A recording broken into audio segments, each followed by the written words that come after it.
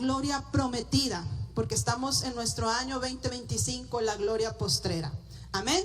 E iniciamos hace unas semanas con nuestro pastor Julio la serie de la gloria prometida, y hemos estado hablando de los profetas mayores, la gloria prometida en Isaías, en Jeremías, y hoy le toca el turno a Ezequiel. Y sin duda alguna, los que ya han leído la Biblia, pues saben que Ezequiel es uno de los libros más difíciles de leer, más pesados, más densos, de esos que lees y luego te regresas porque dices, no sé ni qué leí, pero me tengo que regresar. Entonces yo le decía al pastor Julio, me dice, ¿cómo estás? ¿Todo bien? Le digo, pues estoy nerviuda porque es muy poquito el tiempo y uno tanto que decir siempre, ¿verdad? Y aparte Ezequiel es de los más complicados. Pero Dios impresionó mi corazón con esto que quiero compartirles en esta mañana acerca de esa gloria prometida que podemos ver en el libro de Ezequiel. Y quisiera empezar por comentarles rápidamente quién fue Ezequiel.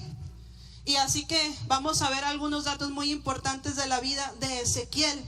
Su nombre significa Dios fuerte o Dios fortaleza, Dios fortalece, o la fuerza de Dios, ¿sí? Tiene que ver sin duda con el llamado que iba a recibir, con el ministerio que él iba a desarrollar en el tiempo que lo iba a hacer. Nació alrededor del año 623 antes de Cristo en Jerusalén. Era sacerdote de la línea de Sadoc, también era un sacerdote, tenía el oficio. Estuvo casado, pero quedó viudo durante su ministerio profético. Fue parte de lo que Dios, porque con Ezequiel Dios obraba de una manera distinta a los otros profetas. Los mensajes eran hablados, con Ezequiel los mensajes se representaban en su vida. Y uno de los mensajes que él habló al pueblo fue a través de la muerte, de la pérdida de su esposa. Así que fue viudo, pero lo más seguro y lo que la Biblia nos da a entender es que no tuvo hijos porque era su tesoro más preciado. Y ese fue el que le fue arrebatado. Fue tomado cautivo cuando tenía 25 años de edad en el año 597 antes de Cristo. ¿Cuántos tienen 25 años aquí? O alrededor de 25. Pues a esa edad, muy joven, 25 por 2, el pastor Julio, ¿no? Fue llevado cautivo a Babilonia, ¿sí? Por Nabucodonosor II, juntamente con el rey Joaquín. Fue exiliado a un asentamiento judío, no muy lejos de la ciudad de Nippur, en un canal de irrigación hecho por el hombre Quebar. Sí, él estaba ahí con los judíos cautivos en un canal que se llamaba Quebar, en un lugar llamado Tel Aviv. Predicó por lo menos 22 años. Era un profeta fuerte, pero misericordioso. A pesar de la palabra y el mensaje fuerte y el ministerio fuerte que desarrolló Ezequiel, también leemos o vemos en él un ministerio o un carácter misericordioso, ¿sí? Así que el ministerio de Ezequiel básicamente se realizó durante el exilio, en la cautividad en Babilonia. Él fue contemporáneo de Jeremías y de Daniel. Jeremías era mayor de edad y empezó su ministerio mucho antes, pero le tocó compartir época. Nada más que Jeremías estaba en Jerusalén, Ezequiel estaba en Babilonia en el exilio, y Daniel también estaba en el exilio. Daniel y Ezequiel probablemente tenían la misma edad, pero estaban los dos en Babilonia. Nada más que Ezequiel le hablaba a la gente cautiva, al pueblo cautivo, y Daniel le hablaba a la corte en Babilonia. ¿Cómo es Dios, verdad? Que Dios le habla a todos y levanta gente para hablarle a todo mundo durante el mismo tiempo. Eso fue algo que me llamó mucho la atención. Estaba en ese tiempo de cautividad, así que era un tiempo difícil. Lo vamos a ver cómo fue el llamado de Ezequiel, pero a él no le tocó un ministerio fácil. Y podemos ver, hablando de la gloria de Dios, que los mensajes del profeta Ezequiel se centran precisamente en la gloria de Dios, en el trono de Dios y en el honor del nombre de Dios.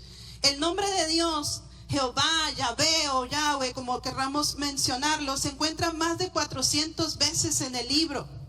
O sea, el nombre de Dios se repite una y otra vez.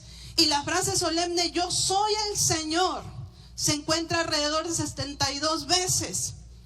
Y en todo lo que Dios dice y hace, se nota claramente que hay un propósito expresado a través de todo el libro de Ezequiel. Sabrás que yo soy el Señor. Una y otra vez. La intención y el corazón de Dios de revelarse y dejar claro que Él es el Señor a su pueblo y a todas las naciones. Ezequiel comenzó su ministerio 5 años después de su cautividad, así que tenía alrededor de 30 años. ¿Cuántos tienen 30 años? O alrededor de 30. Pues si dicen, soy muy joven para servir al Señor en un ministerio serio y formal, pues esa era la edad de Ezequiel, 30 años. Cuando el Señor se le revela y lo llama a ser su profeta, no solo un sacerdote por herencia, ¿no? O por linaje. Él, Ezequiel, fue un hombre al que llaman el profeta de la gloria del Señor, porque pudo contemplar la gloria del Señor en varias ocasiones durante su ministerio. Algunas de esas veces vio la gloria del Señor abandonar el templo de Jerusalén, pero también vio la gloria del Señor regresar al nuevo templo, en esa gloria prometida, en esa gloria postrera que todos anhelamos un día ver para la eternidad. Amén. O sea, me impresiona que Ezequiel pudo conocer mucho más que muchos otros hombres de Dios, porque tuvo una revelación para su tiempo, pero también tuvo una revelación para su futuro. Vio la gloria de Dios obrando en su presente, pero también vio la gloria de Dios obrando en el futuro eterno. Amén. Así que por ese motivo se le llama el profeta de la gloria de Dios. Y sin pretender hacer un estudio completo de Ezequiel, yo quisiera compartir lo que Dios impactó a mi vida sobre este libro, donde se nos revela por lo menos 3 aspectos claves de la gloria de Dios, en los que me quiero enfocar. En primer lugar, la gloria de Dios revela su soberanía en todo tiempo. No vamos a leerlo todo porque son muchos versículos, pero si ustedes quieren marcarlos y leerlos en casa y estudiarlos durante la semana, háganlo. Pero el capítulo 1 de Ezequiel, del versículo 1 al 28, nos describe la primera visión que tuvo Ezequiel de la gloria de Dios. Y el versículo 1 dice: el 31 de julio de mis 30 años de vida, me encontraba con los judíos en el destierro, junto al río Quebar en Babilonia, cuando se abrieron los cielos y tuve visiones de Dios. Fíjense que el Salmo 137 habla precisamente del pueblo judío en el exilio que se encontraba cautivo junto a los ríos de Babilonia. Hay hasta una canción, ¿verdad? El Salmo 137 del 1 al 4. Salmo 137 del 1 al 4 dice: junto a los ríos de Babilonia nos sentamos y lloramos al pensar en Jerusalén.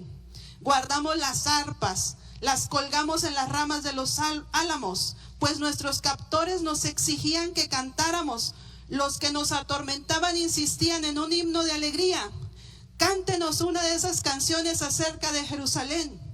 Pero ¿cómo podemos entonar las canciones del Señor mientras estamos en una tierra pagana?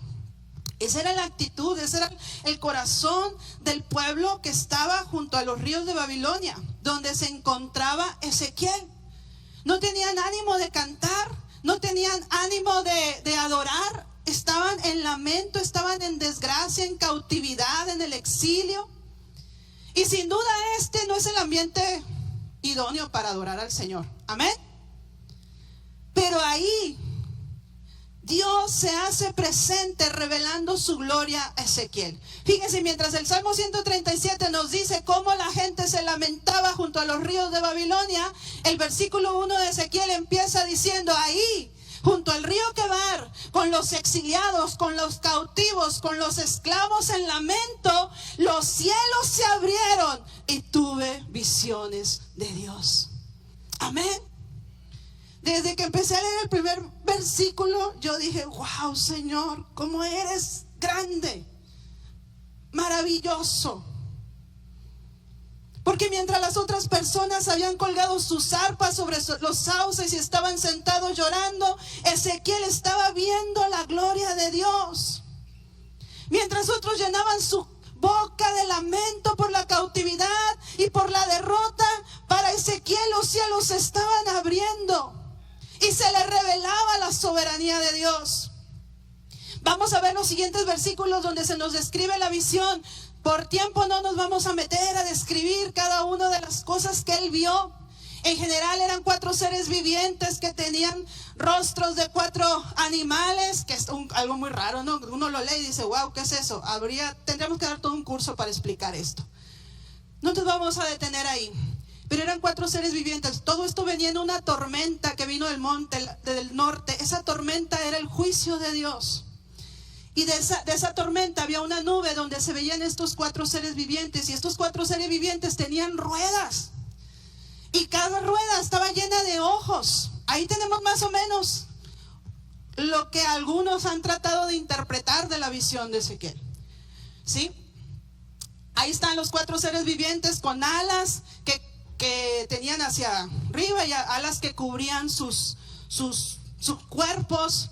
¿Sí? Y luego tenían rostros, 4 rostros, y luego las ruedas con ojos, ¿verdad? Entonces, más o menos, eso era lo que estaba viendo Ezequiel.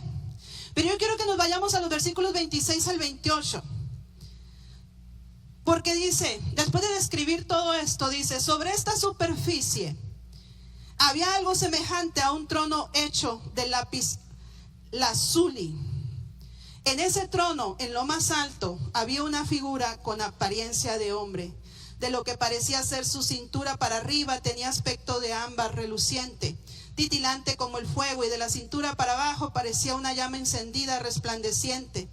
Lo rodeaba un halo luminoso como el arco iris que brilla entre las nubes en un día de lluvia.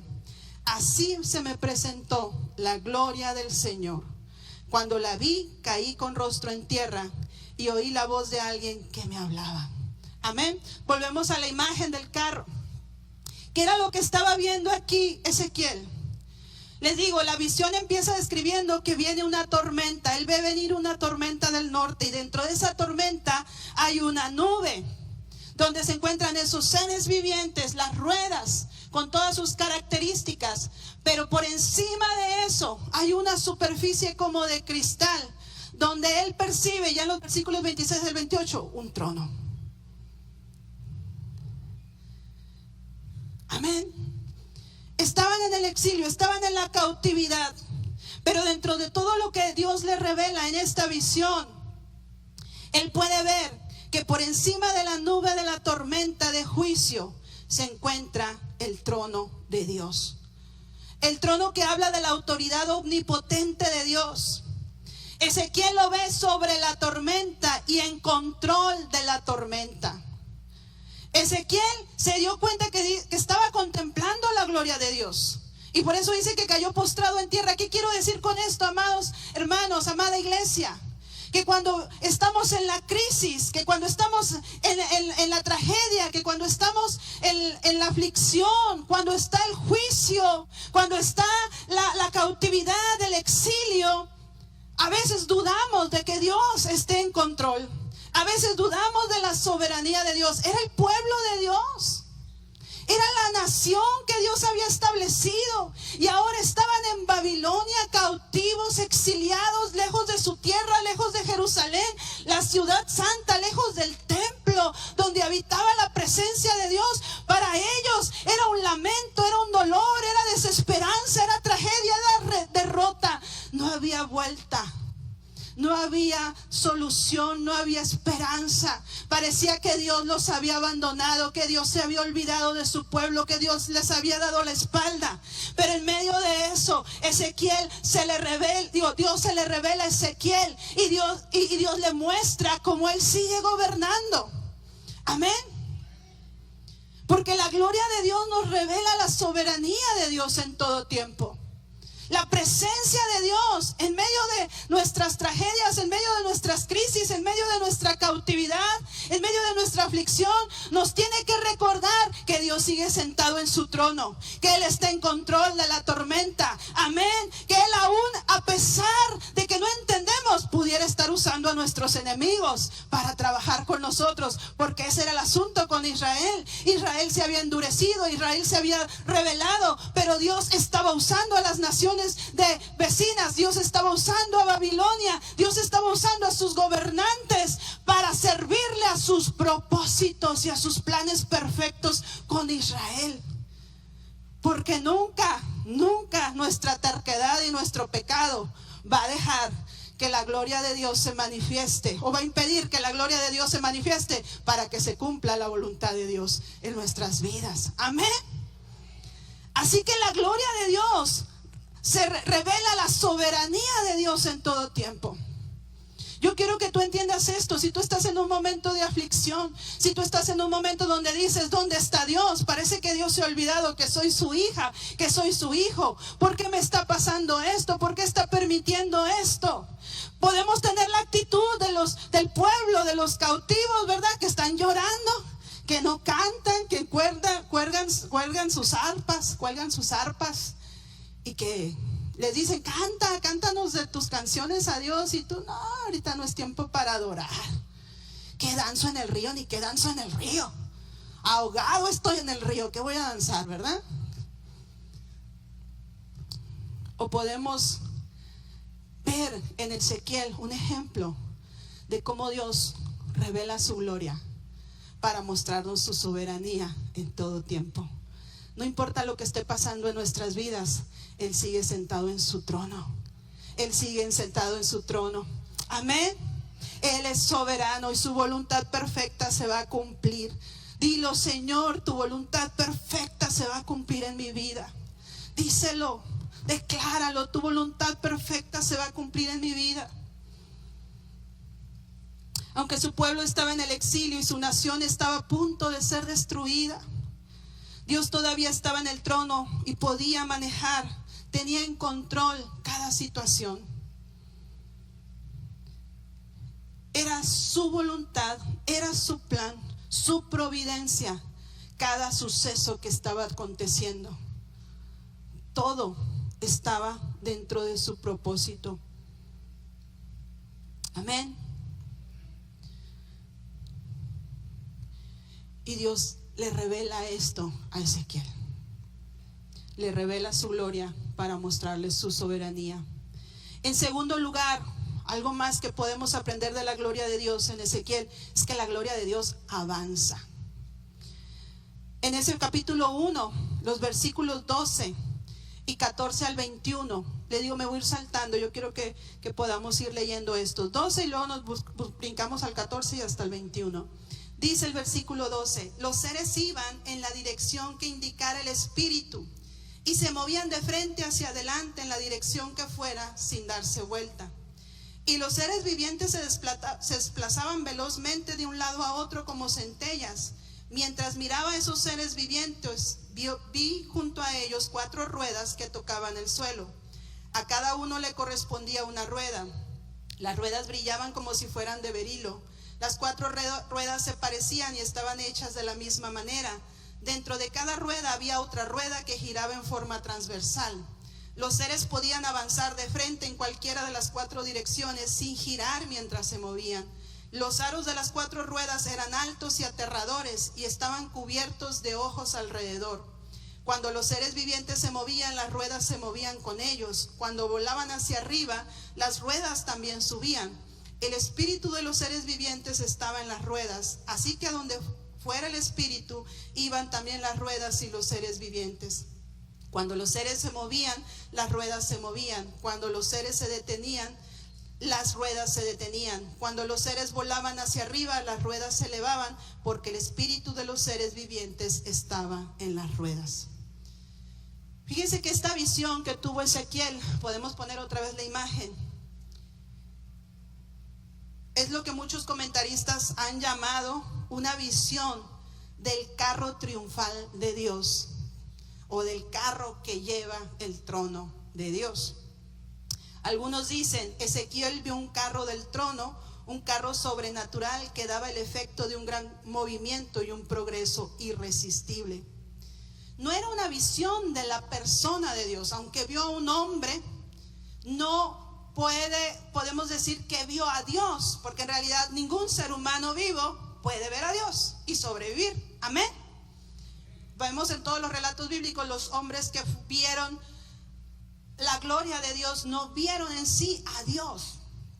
Pero aquí Dios le muestra en esta visión algo muy interesante, o para mí muy impresionante, porque es una visión donde vemos que hay movimiento constante. Se mueven de un lado, se mueven para el otro, se mueven hacia arriba, se mueven hacia abajo, ¿verdad? Y dice que se mueven y nunca tienen que volver atrás. O sea, el movimiento siempre es hacia adelante, no vuelven hacia atrás. Amén. Lo que uno puede ver aquí es la gloria de Dios avanzando, constante e irresistiblemente en toda circunstancia. No hay movimiento errático, por eso no se da la vuelta, por eso no retrocede. No es un movimiento al azar, es un movimiento con propósito. Por favor, dile al que está a tu lado: movimiento con propósito. Y otro comentarista dice: Dios está avanzando sin desviarse, sin vacilar, hacia el cumplimiento de su propósito en este mundo de hoy. Nada lo disuadirá, nada puede desviarlo en absoluto. Así que para muchos esta visión es la visión o la idea de un gran carro que transporta el trono de Dios, donde hay un constante movimiento, donde hay una actividad continua. Porque la gloria de Dios, la presencia de Dios, su poder, su majestad está en acción constante. No es una presencia pasiva. Nada la detiene, se mueve con propósito, cumpliendo un plan perfecto, con un propósito claro y acertado, y no hay error, ¿verdad? Cuando nosotros a veces andamos por la ciudad, de repente, si no conocemos o no sabemos a dónde vamos, ¿qué pasa? Podemos retroceder, podemos detener la velocidad porque dudamos. ¿Cuánto les ha tocado ir en el carril, pues en los bulevares o en las calles, y de repente ves que al de adelante no sabe si se va a frenar, no sabe si se va a dar la vuelta, no sabe si se va a mover, y tú dices: ¿y este qué trae que no sabe ni qué está haciendo? Amén. La gloria de Dios no es así. La gloria de Dios se mueve continua y constantemente y avanza y no retrocede. No hay movimientos erráticos, no hay movimientos que no podamos discernir, que no podamos entender hacia dónde van, porque hay un propósito claro, porque hay un plan perfecto y nada la va a detener. Amén. La gloria de Dios se revela al ser humano con el propósito de mostrarnos que Él es el Señor. El propósito de Ezequiel, se los dije al principio: y sabrás que yo soy el Señor. Y el propósito de Dios, de la gloria de Dios, es revelarnos quién es Él. El revelarle al corazón del hombre quién es Él. Amén. La gloria de Dios, amada iglesia, no es para contemplarla solamente y quedar extasiados en un estado de embriaguez espiritual. Creo que eso es lo que nos ha fallado, creo que en eso nos hemos equivocado. Porque la gloria de Dios avanza, la gloria de Dios se mueve, la gloria de Dios tiene un propósito, la gloria de Dios tiene una intención y nada la detiene. Así que cuando un hombre, cuando una mujer se encuentra con la gloria de Dios, esa gloria nos tiene que mover, nos tiene que sacar de nuestra comodidad, de nuestra contemplación, nos tiene que impulsar, nos revoluciona, nos transforma. Cuando Dios revela su gloria, lo hace para llamarnos a la acción. Por favor, dile al que está a tu lado: Dios te va a revelar su gloria para llamarte a actuar.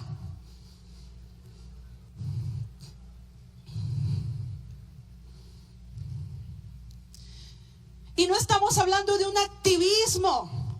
No se trata de que vino la gloria de Dios y orando como loco para arriba y para abajo. No, es un movimiento, es un movimiento con propósito.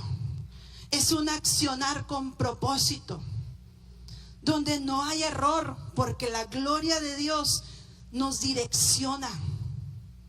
La gloria de Dios nos marca el camino correcto para cumplir el propósito específico en el plan perfecto de Dios. Amén.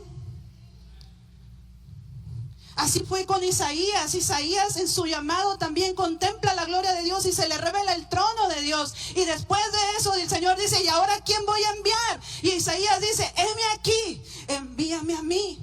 Y lo vemos también ahora con Ezequiel. Después de esta revelación del capítulo 1 de la gloria de Dios en este carro triunfal del trono y la autoridad, la soberanía de Dios. Capítulo 2, versículo 1 al 5. Fíjense lo que sucede. Él cayó en tierra. Versículo 28 dice que él se postró en tierra porque dijo: es la gloria de Dios, y está tirado en el suelo. Pero fíjense lo que dice el capítulo 2, versículo 1 al 5. Levántate, hijo de hombre, dijo la voz, quiero hablarte. El Espíritu entró en mí mientras me hablaba y me puso de pie. Entonces escuché atentamente sus palabras. Hijo de hombre, me dijo, te envío a la nación de Israel, un pueblo desobediente que se ha rebelado contra mí. Ellos y sus antepasados se han puesto en mi contra hasta el día de hoy. Son un pueblo terco y duro de corazón. Ahora te envío a decirles: esto dice el Señor soberano. Ya sea que te escuchen o se nieguen a escuchar, pues recuerda que son rebeldes. Al menos sabrán que han tenido un profeta entre ellos. Dios revela a Ezequiel la gloria de su trono, su omnipotencia, su omnisciencia en medio de la cautividad y el exilio. ¿Para qué? Para movilizarlo, para involucrarlo en el cumplimiento de su plan. Un plan que no solo tenía que ver con Israel en ese tiempo, sino con toda la humanidad, el plan redentor, por el cual su gloria avanza constantemente y sin retroceder sobre la tierra.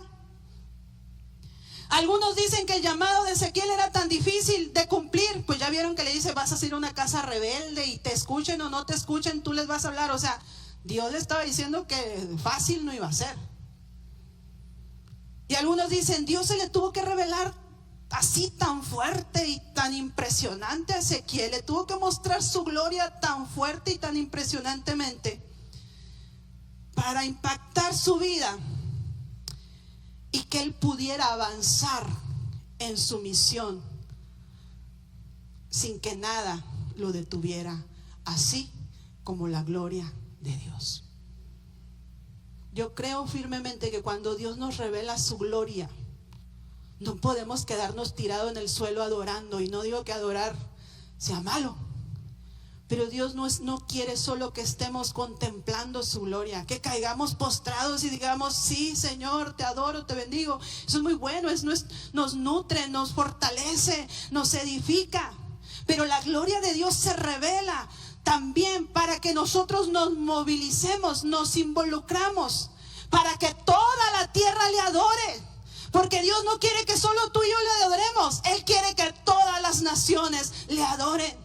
Y la gloria de Dios avanza, y la gloria de Dios no retrocede, y la gloria de Dios está constantemente moviéndose y actuando sobre la faz de la tierra en todas las naciones para revelar que Él es el Señor. Y se está revelando a la iglesia, y se está revelando de manera personal y de manera individual a nuestras vidas, para que salgamos de nuestra contemplación y podamos ser hombres y mujeres que lleven la gloria de Dios donde quiera que van. Amén. La gloria de Dios revela la soberanía de Dios en todo tiempo. La gloria de Dios avanza y nos hace avanzar.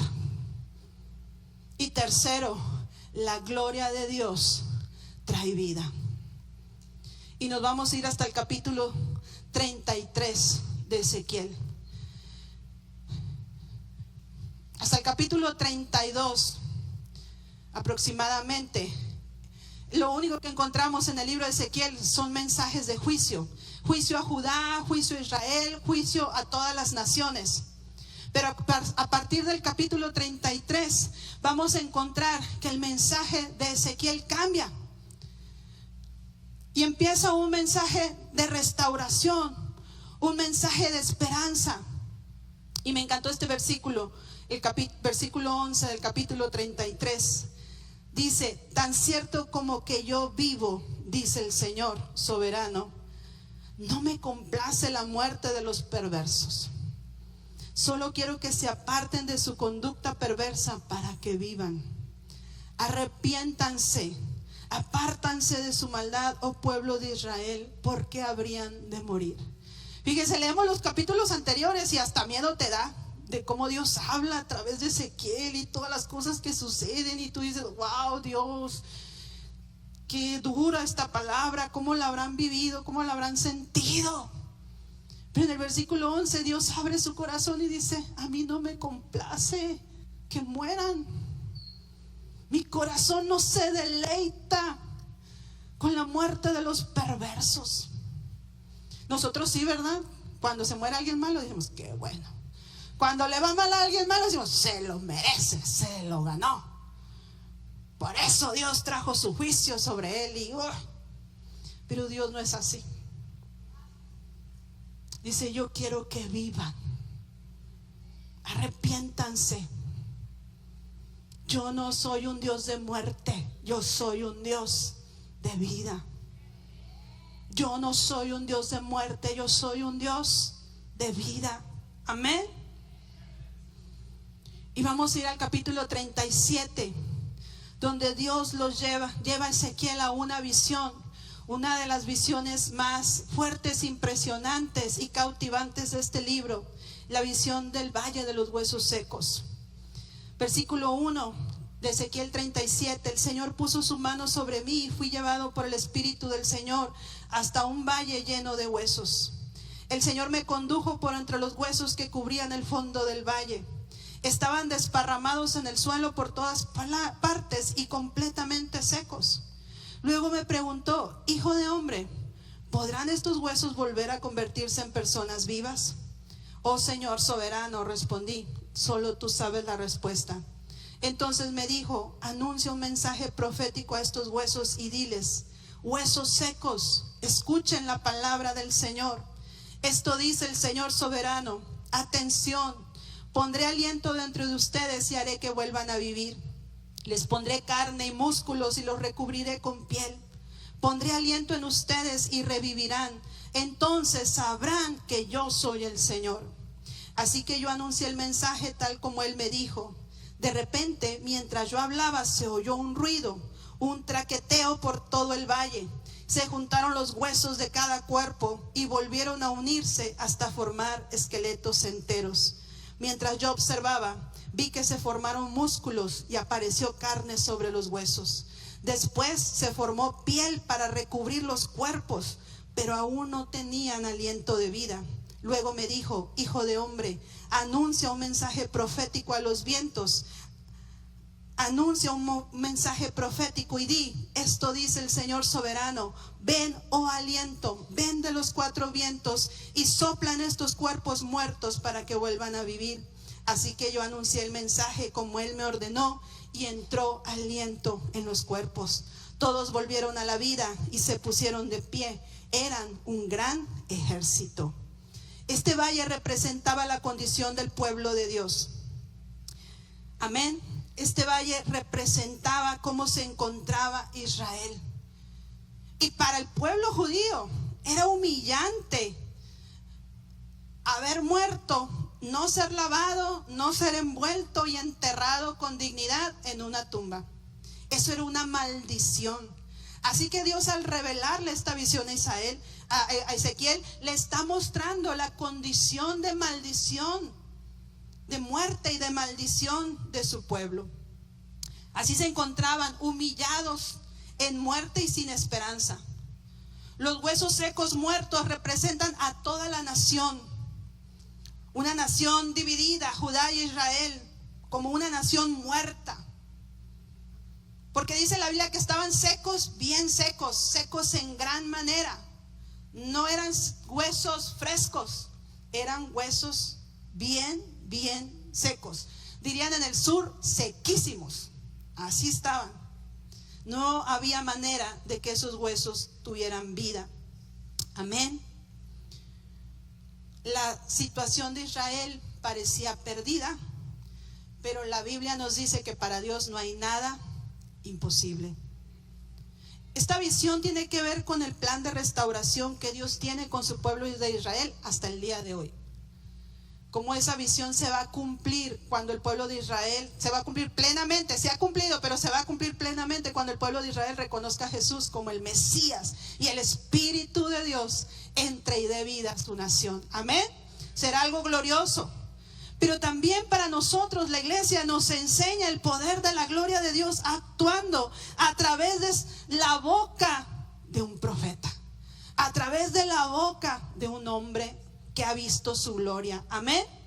Ezequiel era un hombre lleno de la gloria de Dios, porque había visto la gloria de Dios, se le había revelado la gloria de Dios y había respondido al llamado de Dios, y él se movía, avanzaba con la gloria de Dios. Amén. Y Dios le dice, habla. Fíjense que el Señor no da la palabra. Él le dice, vas a decir esto. Y entonces dice la Biblia, y yo dije, y el Señor me dijo, y yo dije. Amén. Ezequiel lo que hizo fue hablar la palabra que Dios le estaba dando, proclamar el mensaje de Dios a los huesos secos. Y entonces comenzaron a cobrar vida. ¿Cómo viene la vida a nosotros hoy en día? En una generación donde podemos ver huesos secos alrededor nuestro, donde podemos ver muerte, desesperanza. Amén. ¿Cómo Dios puede usarnos a nosotros como iglesia para traer vida? Cuando nosotros en el poder del Espíritu Santo proclamamos la palabra de Dios, entonces podemos hacer que este valle de muerte, este valle de huesos secos, este valle donde hay personas que están muertas en sus delitos y pecados, como un día tú y yo lo estuvimos, podamos empezar a ver vida. Podamos empezar a ver vida. Jesús dijo, yo soy la verdad y la vida. Amén. Jesús es Dios, la gloria de Dios se revela en Cristo y Él es la vida. Así que cuando hablamos de la gloria de Dios, amada iglesia, estamos hablando de que cuando llega la gloria de Dios, hay vida. No podemos decir que somos una iglesia llena de la gloria de Dios si no hay vida. Tú y yo, si somos hombres y mujeres llenos de la gloria de Dios, a donde lleguemos, ¿qué va a pasar? La muerte se va a convertir en vida. Amén. Amén.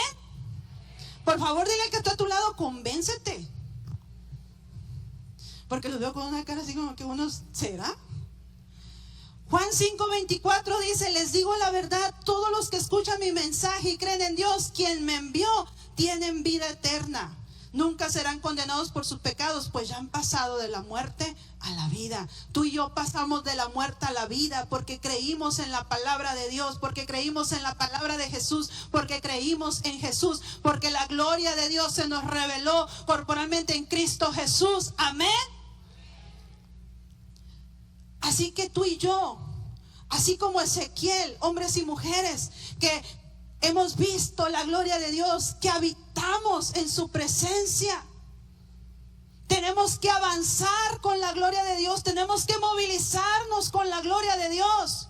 Y donde quiera que vayamos, llevar la vida que trae la gloria de Dios en nosotros. Amén. Porque hemos estado hablando este año de la gloria postrera. Y yo me pregunto, ¿para qué queremos la gloria de Dios?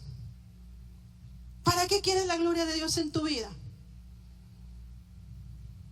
Porque a veces decimos, Señor, revélame tu gloria, quiero más de tu gloria, quiero tu gloria, quiero tu gloria. ¿Para qué? La gloria de Dios, voy a decir esto y con mucho respeto y temor de Dios, pero la gloria de Dios no es una mascotita para consolarme, para contenerla, para que supla mis necesidades. La gloria de Dios es Dios mismo, su presencia, su majestad, su autoridad, su soberanía. Aleluya, su gracia, su poder, su justicia.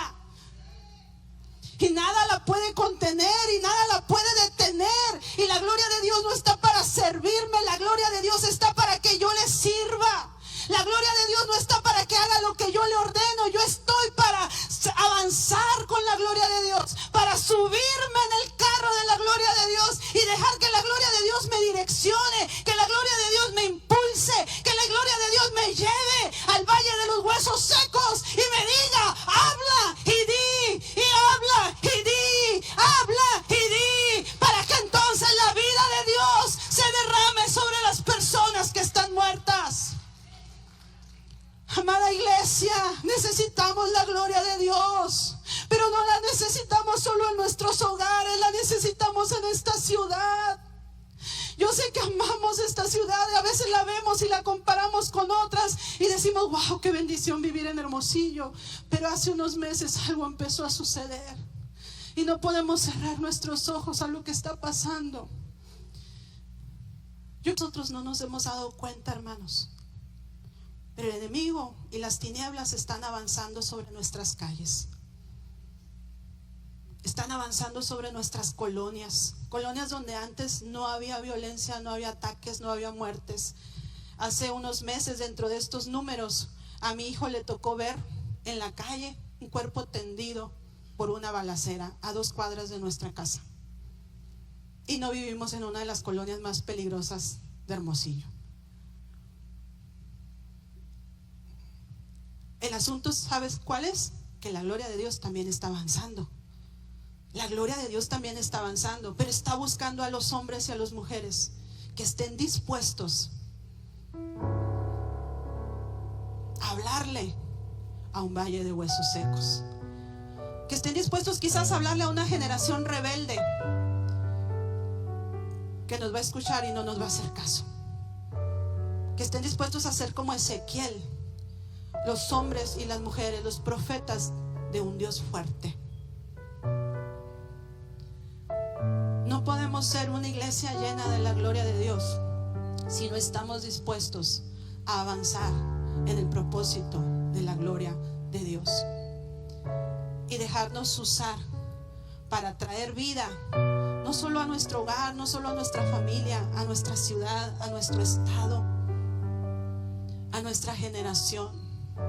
La drogadicción aquí en la ciudad es impresionante. Muchos de esos crímenes que vimos tienen que ver con eso. No eran narcos, eran gente que la consumía y que en su desvarío mental actuaron violentamente. Así que no creas que esto está alcanzando solo a los que se involucran en el narco. Está alcanzando a nuestros niños, a nuestros adolescentes, a nuestros jóvenes, a nuestras mujeres, a nuestros hombres. Pero la gloria de Dios está aquí. Pero la gloria de Dios sigue avanzando sobre Hermosillo. Y yo le digo al Señor: Señor, revélame tu gloria, para no ser de los que están llorando y lamentándose y quejándose nada más. Y decir: pero mira qué hace el gobierno, pero mira qué hace fulano, pero mira cómo en las calles, mira. No, yo quiero ser de los que pueden ver los cielos abiertos y ver tu gloria. Y poder decirte: sí, Señor, aunque tenga que hablarle a una generación dura, a una generación rebelde, yo quiero, aunque no me escuchen, yo quiero. Amén. Quiero terminar con esto. Me impresiona que el libro empieza hablando o describiendo o mencionando el río donde están los exiliados lamentándose, y termina hablando de otro río en Ezequiel 43, 8, 9, un río del cual también nos menciona Apocalipsis. Amén. Dice, hablando de ese futuro eterno: entonces me dijo, y describiendo esa ciudad gloriosa en la que vamos a habitar por la eternidad, pero específicamente hablando del río, dice: entonces me dijo, este río fluye hacia el oriente, atraviesa el desierto y desemboca en el valle del Mar Muerto. Esta corriente hará que las aguas saladas del Mar Muerto se vuelvan puras y dulces. Vivirán cantidad de criaturas vivientes por donde llegue el agua de este río. Abundarán los peces en el Mar Muerto, pues sus aguas se volverán dulces. Florecerá la vida a donde llegue esta agua.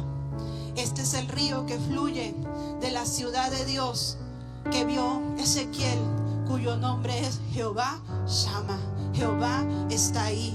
Dios está allí, el Señor está allí, porque donde está el Señor, donde está la gloria de Dios, hay vida. Donde está el Señor, donde está la gloria de Dios, hay sanidad. Y si el Espíritu de Dios está en ti, iglesia, si la gloria de Dios está en ti hay vida, en ti hay sanidad. Créelo, recíbelo y levántate en el nombre de Jesús para ser usado por Dios en esta ciudad donde hay muerte y destrucción, pero tú y yo podemos llevar vida. Ponte de pie, por favor. Y si tú anhelas la gloria de Dios, yo quiero que ahora tú entiendas para qué. ¿Para qué? ¿Para qué? Para poder hablar de parte de Dios y ver vida, cambiando la muerte, ver lo muerto volviendo a la vida. Amén. Porque la gloria de Dios es promesa de vida. Así se llama este sermón. La gloria de Dios es promesa de vida. ¿Cuántos dicen sí, Señor? Aquí estoy, úsame a mí. Si quieres venir, vamos a venir al altar aquí todos los que